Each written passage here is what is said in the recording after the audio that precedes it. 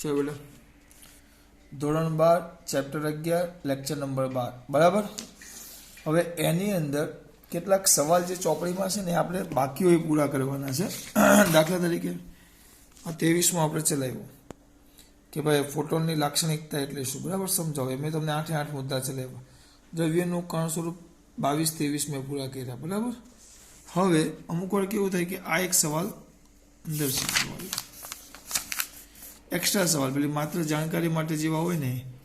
हवे शुं आप्युं के प्रकाशनुं कण स्वरूप के तरंग स्वरूप पैकी कयुं समजवुं ते प्रक्रियाना प्रकार पर आधार राखे छे। ते उदाहरण आपी समजावो। एक उदाहरण आपणा माटे आप्युं छे। तो अहींया जो मानव आँख आपणे खबर छे, मानव आँख आवी आवे आम गोળ आम दोरो तो अहींयाथी आम थोड़ोक आगळनो भाग आम उपसेलो आवे आम, बराबर। આગળનો ભાગ ઉપસેલો આવે, પાછળ આમ રેટિના આવે, થોડુંક ચાલો ભાગ આમ, અને અહીંયાથી આમ આવશે સિલિયરી સ્નાયુઓ।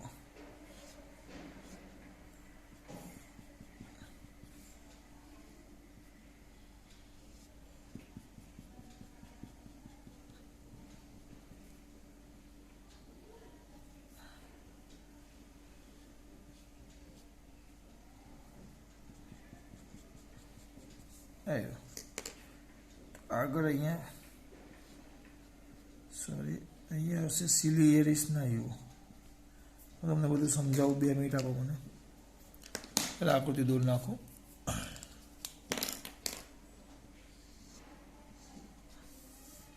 જો અહીંયાથી આવ્યા પાછળ અને કહેવાય જ્ઞાનતંતુ। આ છે તમારી રેટિના, નેત્રપટલ। આ છે લેન્સ, नेत्रमणि। आ से सिलियरी स्नायु, सिलियरी स्नायु।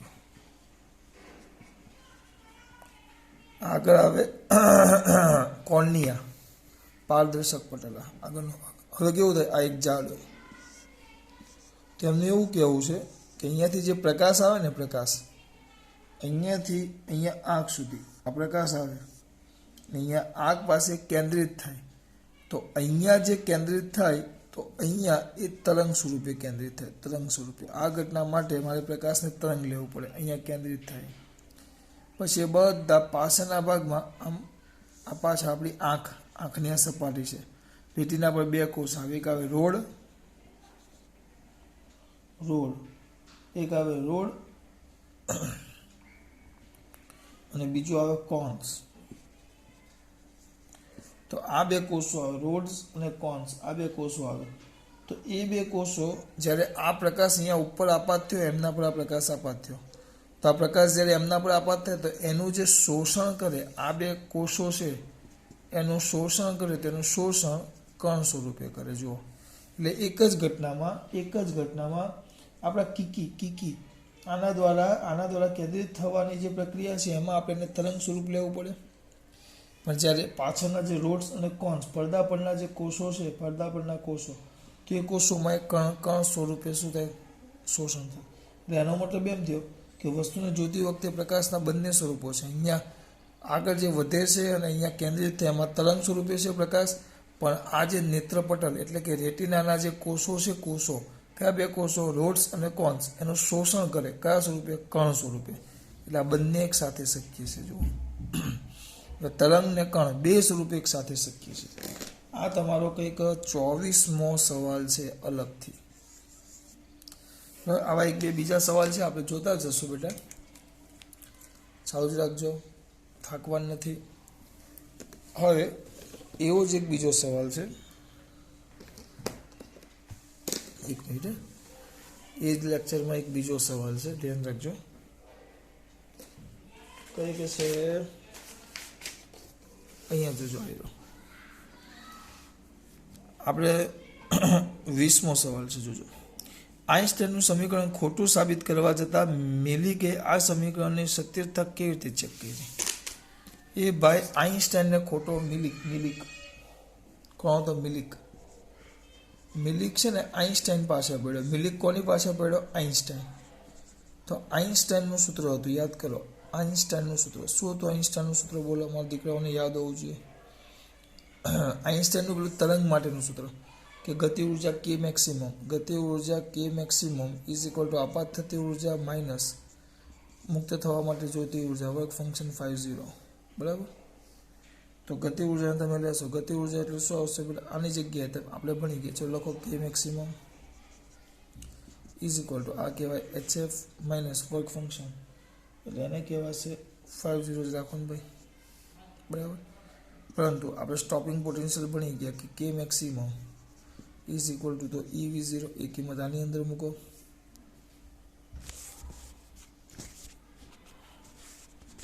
એક જ મિનિટ, થોડુંક પકડવું છું વ્યવસ્થિત. કે maximum is equal to EV0 માટે કે મેક્સિમમના જગ્યાએ EV0 is equal to HF minus work function 50 છે. માટે V0 is equal to H/E into F minus 50E આવી ગયું. આ સૂત્ર આવ્યું, આ સૂત્ર આવ્યું, જોજો આ સૂત્ર આપણે મેળવેલું. અને આ કયા સૂત્ર? પેલા y is equal to mx plus c, મેં તમને સમજાવેલું, યાદ કરો. એ સૂત્ર જેવું છે, y is equal to mx plus c, એ સૂત્ર જેવું છે. તો એનો આલેખ તમે દોરો તો એનો આલેખ કંઈક આવો આવેલો. જો કેવો હતો સર? આવો કંઈક આલેખ હતો, સીધો.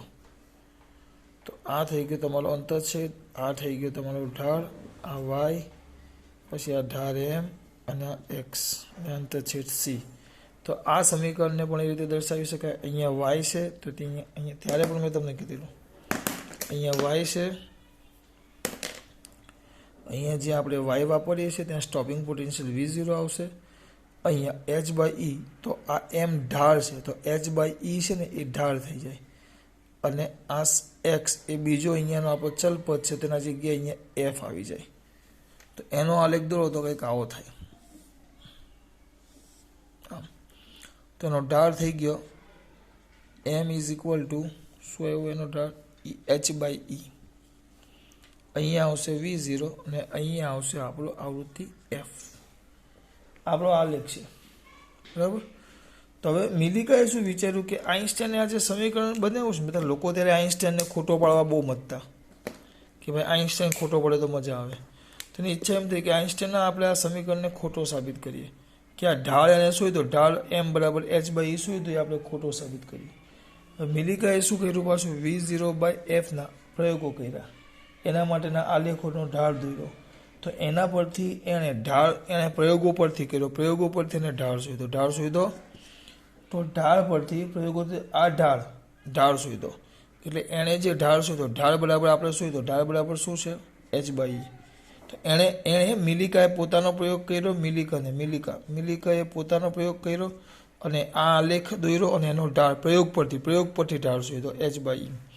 પછી H/E ઢાળ શોધ્યો તેને h ને કરતા બનાવ્યો, h બરાબર ઢાળ ગુણ્યા e, એટલે 1.6 × 10⁻19 કરી નાખ્યું.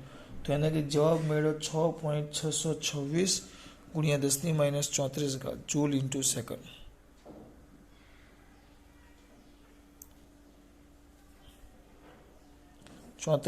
જૂલ ઇન્ટુ સેકન્ડ એને મળ્યો. તો આ જવાબ મળ્યો. તો આ એનું પ્રાયોગિક મૂલ્ય આવ્યું, પ્રાયોગિક મૂલ્ય કોનું? મિલિકનનું. જ્યારે એનું સાચું મૂલ્ય તમને ખબર છે, એચનું સાચું મૂલ્ય 6.625 × 10⁻34 જૂલ ઇન્ટુ સેકન્ડ. 34 છે આ 34. તો આ તો એકદમ સાચું આવ્યું. એટલે એનો મતલબ એમ થયો કે આને જે ઢાળ શોધ્યો અને આ વાત જે કરેલી કોણે? આઇન્સ્ટાઈને, સાચી જ છે. જો ખોટું હોત તો આ જવાબ કેવો આવે? ખોટો. એટલે ભાઈ કરવા શું ગયા? એ ભાઈ મિલિકન આઇન્સ્ટાઈનના સમીકરણને ખોટું સાબિત કરવા ગયા, પણ ઉપરથી અમને સાબિતી આપી કે આ સમીકરણ ખોટું નથી, આ સમીકરણ તો સાચું છે. બરાબર. આ તમારો કંઈક સવાલ નંબર છે 20. આ અંદર બધા સવાલ છે અલગ અલગ. તમને એમ થાય કે સર ચલાવ્યા નહીં, એટલે હું ખાલી કરાવતો જાઉં છું. હજી આગળ 1-2 છે, ઊભા રહેજો, જોઈએ. હવે છે આપણે 21મો. એક જ મિનિટ.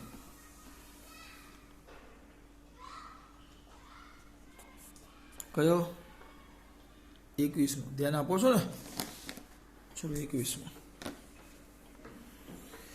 21મા સવાલમાં કંઈક આવશે જો શું પ્રકાશના ક્વોન્ટમ કણ સાથે સાંકળી શકાય પ્રકાશના ક્વોન્ટમને કણ સાથે આખા પાઠમાં એક જ વાત કરી જો ફોટોઇલેક્ટ્રિક અસરને એવી વિચિત્ર હકીકત આપી કે જ્યારે પ્રકાશ કણ સાથે આંતરિક ક્રિયા કરે ત્યારે તે જાણે કે ઉર્જાના અમુક જથ્થા કે ક્વોન્ટમનો બનેલો છે આ દરેક જથ્થા કે ક્વોન્ટમને ઉર્જા hf જેટલી હોય છે પ્રકાશના ક્વોન્ટમને કણ સાથે સાંકળી શકાય તેના બે પુરાવા છે કેટલા બે આઇન્સ્ટાઈનનું એક અગત્યનું પરિણામ એ તારવ્યું કે પ્રકાશના ક્વોન્ટમને hf/c જેટલું વેગમાન જ્યાં છે પ્લાન્કનો અચળાંક f છે f આ f છે f આપણો f કરીએ આ લોકો મ્યુ લેખો પણ આપણે તો f કરવાનો પ્રકાશની આવૃત્તિ અને c એ પ્રકાશનો વેગ છે આમ પ્રકાશના ક્વોન્ટમને hf જેટલી ઉર્જા અથવા hf/c જેટલું વેગમાન છે તેથી પ્રકાશના ક્વોન્ટમને કણ સાથે શું કરી શકાય સાંકળી શકાય કારણ કે આવું વેગમાન અને ઉર્જા તો કોણ ધરાવે કણ એટલે આ પ્રકાશના ક્વોન્ટમ એટલે મેં તમને કીધેલું જથ્થો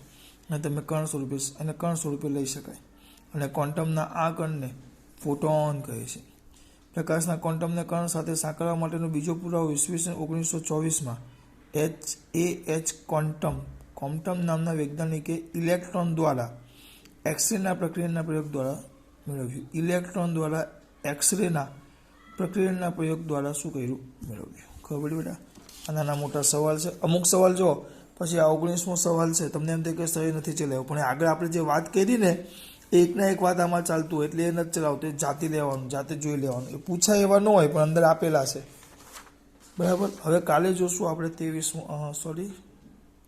25મો સવાલ ધ બ્રુગલી હાઇપોથેસિસ અને હાઇઝનબર્ગનો અનિશ્ચિતતાનો સિદ્ધાંત એટલે આપણો પાઠ પૂરો ખબર પડે છે પડી ને ખાસ વાત જય શ્રી કૃષ્ણ